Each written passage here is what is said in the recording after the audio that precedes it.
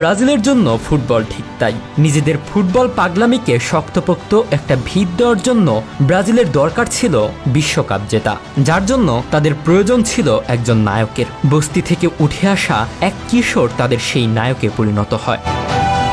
1958 বিশ্বকাপ জেতানোর পর আরও 2টি বিশ্বকাপ সে জেতায় ব্রাজিলকে। মেসি, ক্রিস্টিয়ানো রোনালদোদের আগে ছিলেন জিদান, রোনালদো নাজারিও, রোনালদিনহোরা। তাদেরও আগে ছিলেন দিয়েগো ম্যারাডোনা, ইয়োহান ক্রুইফরা।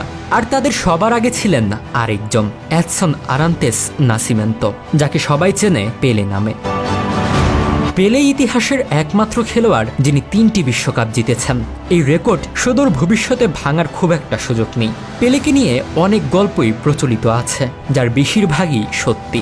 যেমন আমেরিকার একসময়ের প্রেসিডেন্ট রোনাল্ড রিগানের সঙ্গে পেলের প্রথম সাক্ষাতের মুহূর্তের কথাই ধরা যাক। রিগান পেলের হাত ঝাঁকিয়ে নিজের পরিচয় দিয়ে বলেছিলেন, আমি রোনাল্ড রিগান, আমেরিকার প্রেসিডেন্ট। আপনার পরিচয় দেওয়ার প্রয়োজন নেই, সবাই জানে আপনি পেলে। নিজের ক্যারিয়ারে 786 ম্যাচ খেলে 757টি গোল করেছেন পেলে। জিতেছেন অসংখ্য শিরোপা। 3টি বিশ্বকাপ তো আছেই। একজন ফুটবলারের ক্যারিয়ারে যা যা পেতে পারেন তার সবকিছুই পেয়েছেন তিনি। কিন্তু পেলের মাহাত্ম্য লুকিয়ে আছে ফুটবলের চেয়েও বড় জায়গায়। কিভাবে পেলে একটি যুদ্ধ থামিয়ে দিয়েছিলেন সেই গল্প বলা যাক। পেলে তখন খেলতেন ব্রাজিলের ক্লাব সান্তোসের হয়ে। 1969 সালে সান্তোস আফ্রিকাতে ভ্রমণ করে প্রীতি ম্যাচ খেলার জন্য। নাইজেরিয়াতে তখন গৃহযুদ্ধ চলছিল পুরো দমে, কিন্তু তা সত্ত্বেও সান্তোস নাইজেরিয়াতে খেলার সিদ্ধান্ত নেয়। নাইজেরিয়া জাতীয় দলের বিপক্ষে সেই ম্যাচ খেলা নিশ্চিত হওয়ার পর সবাই যখন জানতে পারল তারা পেলেকে চোখের সামনে দেখতে পারবেন, 48 ঘন্টার যুদ্ধবিরতি ঘোষণা করা হয়। এই যুদ্ধবিরতির উদ্দেশ্য ছিল পেলে যেন নির্বিঘ্নে ম্যাচটি খেলতে পারেন এবং সবাই যেন তাকে স্বচক্ষে দেখার সৌভাগ্য অর্জন করতে পারে।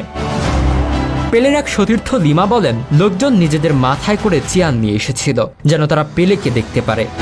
একজন ফুটবলার হয়েও তিনি গৃহযুদ্ধ থামিয়ে দিয়েছিলেন। কি তার মাহাত্ম্য, কি তার কারিশমা! পেলেকে যীশু খ্রিস্টের সঙ্গে তুলনা দেওয়া হতো। এ নিয়ে পেলে মজা করে বলেছিলেন, পৃথিবীতে এমন অনেক জায়গা আছে যেখানে যীশু খ্রিস্টকে খুব বেশি মানুষ চেনে না। পেলেই প্রথম মানুষ যিনি ফুটবলকে সুন্দরতম খেলা হিসেবে আখ্যায়িত করেছিলেন। কারণ ফুটবল শুধুমাত্র মাঠের খেলাতেই সীমাবদ্ধ নয়। ফুটবল জাত, ধর্ম, বর্ণ, অর্থ সব কিছুকে ছাপিয়ে যাওয়ার ক্ষমতা রাখে। এমনকি যুদ্ধ থামিয়ে দিতে পারে ফুটবল, ঠিক যেমনটা করেছিলেন পেলে। আমাদের ভিডিওগুলো মাহমুদুল হাসান নীরব দেখছেন ব্রাহ্মণবাড়িয়া থেকে, নারায়ণগঞ্জ থেকে দেখছেন খায়রুল ইসলাম, সৌদি আরব থেকে দেখছেন মোহাম্মদ মোশাররফ হোসেন, বগুড়া থেকে দেখছেন আব্দুস সোবাহান এবং লিটন সাহেব দেখছেন কুষ্টিয়া ভেড়ামারা থেকে। আপনি কোথা থেকে দেখছেন তা জানিয়ে দিন কমেন্ট বক্সে।